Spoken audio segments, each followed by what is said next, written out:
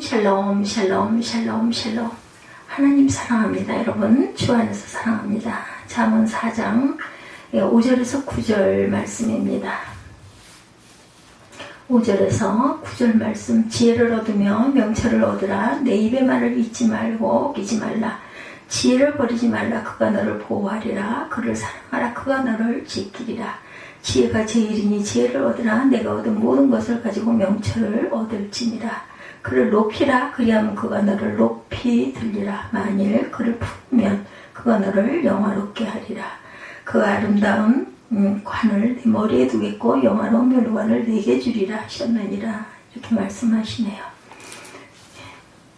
지혜는 인간에게 아주 소중한 가치 있는 덕목입니다. 어느 누구도 지혜를 마다하지 않고 지혜의 가치 또한 평화되지 않을 것입니다. 그래서 사람들은 지혜라는 말을 들을 때 늘 좋은 의미로 받아들입니다.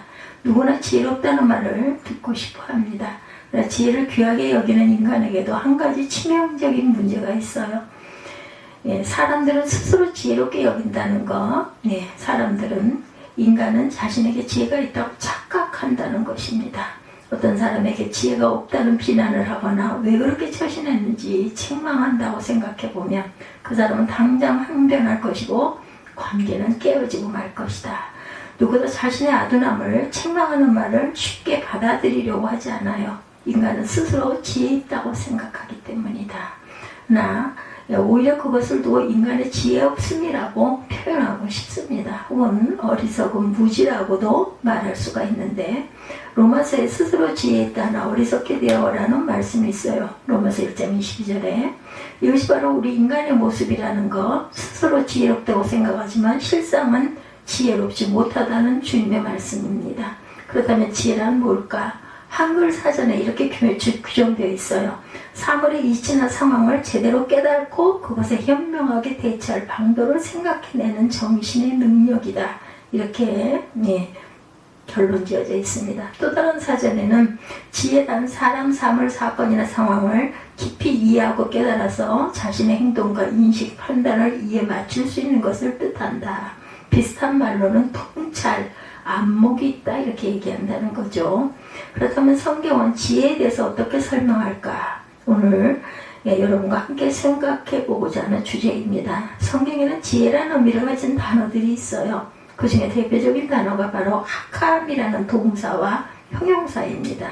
명사형으로 쓰이기도 하는데 그럴 때는 호크마 여러분들 들어보셨죠? 단어로 사용됩니다. 구약 성경에 동사 하캄은 26번, 형용사 하캄은 130번, 명사 호크마는 150번 정도 구약에 등장한다고 합니다. 그 중에 지혜라는 단어와 관련해 오늘 본문에 있는 잠언서에만 96번 등장을, 96번 등장합니다. 즉 잠언 전체가 지혜에 대해서 크게 관심을 가진다고 말씀하고 있어요. 잠언 1장의 시작도 지혜에 관한 것이고 주님의 말씀이 이렇게 시작이 됩니다. 다윗의 아들 이스라엘 왕 솔로몬의 잠언이라. 이는 지혜와 훈계를 알게 하며 명철의 말씀을 깨닫게 하며 지혜롭게 공의롭게 정의롭게 정직하게 행할 일에 대하여 훈계를 받게 하며 어리석은 자를 슬기롭게 하며 젊은 자에게 지식과 근신함을 주기 위한 것이니 지혜 있는 자는 듣고 학식이 더할 것이요 명철한 자는 지략을 얻을 것이라. 잠언 1장 1절에서 5절이죠. 다윗의 아들 이스라엘 왕 솔로몬의 잠언이라. 이는 지혜와 훈계를 알게 하며 명철의 말씀을 깨닫게 하며 지혜롭게 공의롭게 정의롭게 정직하게 행할 일에 대하여 훈계를 받게 하며 어리석은 자를 슬기롭게 하며 젊은 자에게 지식과 근신함을 주기 위한 것이니 지혜 있는 자는 듣고 학식이 더할 것이요 명철한 자는 관역을 지략을 얻을 것이라. 이렇게 말합니다. 명철한 자는 지략을 얻을 것입니다. 다만 이곳에서 지혜라는 말과 더불어 지혜를 설명하는 비슷한 말들이 사용이 됩니다. 우선 명철이라는 말, 히브리어로는 비나라는 단어가 나오죠. 이 단어는 남이 보지 못하는 미묘한 차이까지도 식별하는 능력을 의미합니다. 지혜롭다는 말 속에 명철하다는 뜻이 있고 그런 사람은 한 가지밖에 생각하지 못하는 상황에서 여러 개의 선택 방법과 행동의 길을 인지한다는 뜻입니다. 또한 지혜는 모든 사람을 착한 사람하고 나쁜 사람으로 이분화하지 않고 인간의 동기와 성격의 복잡성의 차원까지 식별해내는 능력을 가지게 된다. 선과 최선, 차선의 차이까지도 구분하는 능력을 말합니다. 다음으로 지혜와 비슷한 단어로 성경에는 슬기롭다라고 번역되는 오르마 혹은 그와 함께 사용되는 하스켈, 매직마라는 단어가 있습니다. 매직마, 하스켈, 매직마. 이 단어들은 전략적인 계획을 가지고 살아가는 태도를 의미합니다. 도덕적이지만 지혜롭지 못한 사람이 있듯이 가야 할 방향을 보는 능력은 있는데 목표를 실현할 과정에는 도무지 무지한 사람들이 많이 있습니다. 이런 배경에서 오르마라는 단어는 일을 실행하는 능력을 말합니다. 즉 지혜롭다는 말은 일을 진행할 때 지나친 자신감으로 위험을 부르거나 과도한 조심성으로 무력감에 빠지지 않는다는 것. 무엇을 해야 할지 알지만 동시에 언제 해야 할지도 알고 있는 사람을 두고 우리는 지혜롭다 이렇게 말하죠. 한마디로 정확한 타이밍과 처리 과정을 잘 숙지하는 사람. 여쯤에 말씀을 들으시면서 그런 능력 가지고 주식 투자하면 좋겠다 생각하는 분이 계실지도 모르겠어요. 그만큼 우리 모두가 가지고 싶어하는 능력이 아닐까 싶습니다. 근데 성경이 분명하게 알려주는 한 가지 지혜가 우리에게는 있지 않다는 것. 지혜와 관련하여 성경은 잠언 4장 5절에 보면 지혜를 얻으면 명철을 얻으라 이렇게 말씀하죠. 지혜가 제 이름이 지혜를 얻으라 내가 얻은 모든 것을 가지고 명철을 얻을지니라. 잠언 4장 7절입니다. 지혜를 얻으라. 우리가 지혜를 가지고 있지 않기 때문에 그래서 주님은 모든 것을 희생해서라도 명철을 얻으라고 말씀합니다. 그렇다면 지혜를 어떻게 얻을 수 있을까? 지혜를 얻고자 어떤 사람의 책을 읽을지도 모릅니다. 연구를 많이 하는 사람도 있을 수 있어요. 유명한 강연을 들으려고 할지도 모릅니다. 물론 이런 것들은 어느 정도 도움이 되죠. 책이나 강연, 연구를 통해서 이 땅에서 살아갈 만한 지혜를 어느 정도 습득하기도 합니다. 그 지혜를 바탕으로 사업도 하고 투자도 하고 인간관계도 맺습니다. 성경은 지혜의 인격성을 이야기하며 지혜와의 만남을 가르칩니다. 또 하나 지혜와 관련해서 매우 중요한 것은 성경은 지혜를 한 인격으로 표현한다는 것 본문 말씀입니다. 지혜를 버리지 말라. 그가 너를 보호하리라. 그를 사랑하라. 그가 너를 지키리라. 그를 높이라. 그리하면 그가 너를 높이 들리라. 만일 그를 품으면 그가 너를 영화롭게 하리라. 지혜를 사랑하라. 버리지 말라. 높여라. 그를 품어라. 마치 인격을 가진 것처럼 말합니다. 잠언 8장은 지혜의 인격성에 관해서 또한 자세히 말합니다. 여호와께서 그 조화의 시작과 태초에 일하시기 전에 나를 가지셨으며 말세 전부터 태고로부터 땅이 생기기 전부터 내가 세움을 받았나니 아직 바다가 생기지 아니하였고 큰 샘들이 있기 전에 내가 이미 났으며 산이 세워지기 전에 언덕이 생기기 전에 내가 이미 났으니. 잠언 8장 22절에서 25절입니다.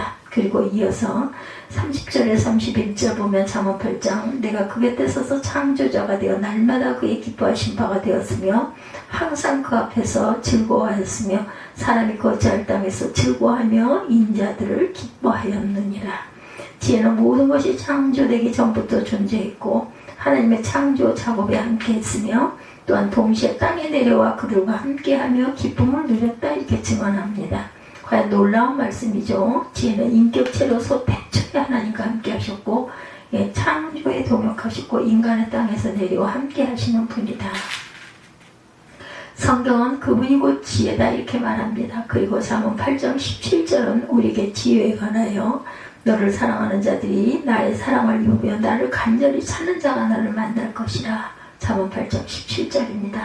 이 말씀의 앞부분인 8장 12절은 나 지혜는 이렇게 합니다. 즉 17절의 실제적인 주어는 지혜, 그를 사랑하는 자들이 지혜의 사랑을 입게 되고 그를 간절히 찾는 자가 지혜를 만나게 된다. 지혜가 인격적이기 때문입니다. 그 다음 지혜와 만났을 때 어떤 일이 일어날까? 8장 35절입니다. 대저 나를 얻는 자는 생명을 얻고 야곱의 총을 얻을 것이다. 8장 35절입니다. 성경은 지혜를 통해 얻을 수 있는 두 가지, 하나는 생명, 다른 하나는 하나님의 은총입니다. 앞에서 우리는 지혜란 통찰력이고 동시에 전략적인 슬기로움이라고 정의합니다. 근데 여기서 지혜가 생명을 얻는 것 길이고 야곱의 은총을 얻는 길이다 이렇게 말하는데 어떤 사람이 통찰력과 아주 전략적인 슬기로움을 가지고 있다고 생각하면 그야말로 지혜로운 사람이죠. 근데 통찰력과 전략적인 능력을 소매치기 하는 데 사용했다고 생각해 보십시오. 아마도 통찰력을 가지고 아주 조심스럽게 주위를 살피며 전략적으로 소매치기를 할 것이다. 그리고 정확한 타이밍에 맞춰서 성공해낼 것이다. 아무리 성공했을지라도 이후에 그가 잡히게 된다면 어떻게 될까? 정말 지혜로운 사람이라고 할 수가 있을까? 종종 지혜 있게 한다고 하면서도 너무 작은 범위만을 생각하고 무엇인가를 해내려는 사람들이 있어요. 조금 더 넓혀서 바라보는 것은 결코 지혜롭지 않은 도리어 어리석은 일들이 되는 경우를 많이 봅니다. 사람들이 스스로 지혜 있다고 여기는 이유가 바로 여기에 있다. 자신을 지혜롭다고 생각하지만 결국 스스로 생각하는 범위가 다르고 시간적인 영역이 다르다. 좀 더 확장해서 생각해보면 그렇지도 않습니다. 그럼에도 사람들은 스스로 지혜 있다 이렇게 자부하죠. 세상 사람들이 지혜롭다고 생각하는 것은 무엇이겠는가? 어떤 사람은 한 번뿐인 인생이니 마음껏 먹고 마시고 즐거워하는 게 지혜다 이렇게 생각합니다. 어떤 사람은 주식 투자를 잘해서 재산을 늘리는 게 지혜라고 생각하기도 합니다. 그러나 주님이 말씀하시죠. 하나님은 이르시되 어리석은 자여 오늘 밤에 내 영혼을 도로 찾으리니 그러면 내 준비한 것이 누구의 것이 되겠느냐? 누가복음 12장 20절이죠. 어찌 보면 이 부자는 한 해 동안 나름대로 지혜롭게 행동했을 것이다. 어떻게 하면 소출을 얻을 수 있을지 생각하고 농사의 기법도 생각하고 언제 힘을 내야 할지 생각하면서 열심히 살죠. 그 결과 많은 소출을 얻었을지 모릅니다. 그래서 또 계산하며 또 다른 창고도 지어야겠다 계산까지 합니다. 굉장히 지혜롭습니다. 그러나 그가 생각하는 계산 안에 그가 죽을 수 있다는 생각은 빠져 있습니다. 소매치기처럼 짧은 구간만을 생각하면서 스스로 지혜롭다고 생각하는 사람들, 물론 사업을 하는 데 있어서도 전략적일 수 있습니다. 성공할 수도 있어요. 근데 하나님께서 물으시죠. 그것이 정말 지혜냐? 정말 지혜가 맞니? 우리의 인생은 유한합니다. 모두 흙으로 돌아가요. 우리를 기다리는 것은 죽음입니다. 이 죽음 너머에 영원하신 하나님이 계신다라는 것. 그분은 본래 우리를 보시고 기뻐하셨고 에덴 동산에서 함께하기를 원하셨지만 인간이 하나님을 버리고 떠났죠. 성경이 규정하는 바 인간은 죄인입니다. 하나님과 멀리 떨어져 나간 탕자예요. 결국 지혜롭다는 말을 사용할 때 우리가 얼마만큼을 보느냐 이것이 중요한데 시간의 길이가 중요합니다. 세상만을 놓고 보면 재산도 명예도 중요해요. 그러나 영혼에 잇대어 생각하면 생명이야말로 가장 중요하다는 것을 깨닫게 됩니다. 한마디로 세상을 만들고 통치하는 하나님과의 관계가 가장 중요하다. 잠언 8장의 지혜를 찾으라고 그러면 그를 만나리라고 말씀하죠. 지혜가 생명을 주고 하나님의 은총을 줍니다. 이것이 바로 지혜다. 세상에 알지 못하는 하나님의 지혜, 인간적인 지혜이신 그리스도와의 만남을 통해서 우리는 참 생명을 얻습니다. 그렇다면 우리는 어떻게 지혜를 만날 수 있겠는가? 고린도전서 1장의 바울을 통해서 지혜 있는 자가 어디 있느냐? 선비가 어디 있느냐? 이 세대의 변론가가 어디 있느냐? 하나님께서 이 세상의 지혜를 미련하게 하신 것이 아니냐? 하나님의 지혜에 있어서는 이 세상에 자기 지혜로 하나님을 알지 못함으로 하나님께서 전도에 미련한 것으로 믿는 자들을 구원하시기를 기뻐하셨도다. 고린도전서 1장 20절에서 21절입니다. 지혜는 이미 전도에 미련한 것으로 세상에 와 있다라고 말씀하죠. 이 말씀은 하나님의 지혜가 있고 인간의 지혜가 있다는 의미이기도 합니다. 즉 인간에게는 영혼을 깨뚫을 수 있는 하나님의 지혜가 없기 때문에 하나님께서 전도자를 통해서 말씀을 통해서 지혜를 주시기 원한다라는 거죠. 그렇다면 전도자는 누군가? 그 지혜는 과연 누구일까? 하나님의 아들로 태초부터 창조의 자리에 함께 계셨고 이 땅에 내려오셔서 인간들과 함께하기를 기뻐하신 그분 바로 성육신하신 그리스도가 아니겠는가? 성경은 말합니다. 고린도전서 1장 22절이죠. 유대인은 표적을 구하고 헬라는 지혜를 찾으나 오직 부르심을 받은 자들에게는 유대인이나 헬라인이나 그리스도는 하나님의 능력이요 하나님의 지혜니라. 예수님이 지혜이신 이유는 그분을 통하여 자신이 누구인지를 깨닫게 된다. 빛이신 주께서 우리를 비추시어 비추시기에 어둠에 있는 우리가 어둠을 깨닫습니다. 비로소 얼마나 잘못된 인간인지를 알게 된다. 그러므로 주님을 만나는 순간 우리가 드러나죠. 주님의 빛에 비출 때 우리 안에 두려움이 어두움이 나타납니다. 그래서 인간은 주님을 통해 창조의 하나님을 다시 보게 됩니다. 우리가 타락한 피조물임을 알게 되죠. 허물과 죄로 죽은 상태임을 알게 됩니다. 우리가 걸친 모든 것들이 누더기와 같은 것임을 또한 알게 됩니다. 비참하고 가련한 운명도 알게 됩니다. 그러면서 동시에 그리스도를 통한 하나님의 사랑이 얼마나 큰지 또한 깨닫게 됩니다. 예수 그리스도와의 만남을 통해서 이 땅에 독생자를 보내주시고 십자가에 달려 돌아가게 하신 하나님의 사랑을 알게 됩니다. 날마다 우리를 용서하기를 원하시고 기다리고 계신 하나님의 모습을 예수님을 통해서 알게 된다.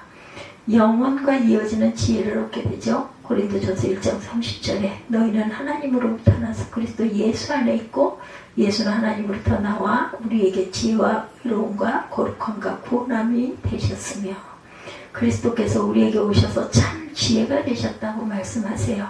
그분 안에 참 생명을 얻는 비결이 창조주이신 하나님의 은총을 받은 비결이 숨어있다. 예수 그리스도는 참 지혜입니다. 어떤 분은 이렇게 물으셔요. 그러면 예수님을 자꾸 만나기만 하면 되는가? 예, 그렇죠. 자꾸 만나기만 하면 됩니다. 그 만남은 하나님의 능력이 임하는 만남이기 때문이다. 지혜와 관련하여 성경에 함께 사용된 아주 중요한 단어, 능력이라는 단어입니다. 하나님의 능력과 하나님의 지혜가 계속해서 함께 따라오는 것을 보죠. 하나님의 지혜가 곧 하나님의 능력이다. 그래서 예수 그리스도를 만날 때 우리는 변화가 됩니다. 사도 바울이 말하죠. 다메섹으로 가던 중에 주님을 만납니다. 그러니 모든 것이 바뀌죠. 이름이 바뀌고 모든 시선이 바뀌고 세계관이 바뀌고 삶의 태도가 바뀌었습니다.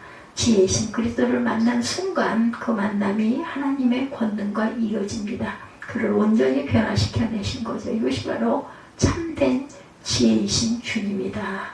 예, 우리가 말씀이 우리에게 말씀하죠. 지혜를 사랑하라. 물론 여러분 중에 나는 이미 만났습니다 라고 말씀하실지도 몰라요. 그러나 사랑하라는 말씀에 주의하기 바랍니다.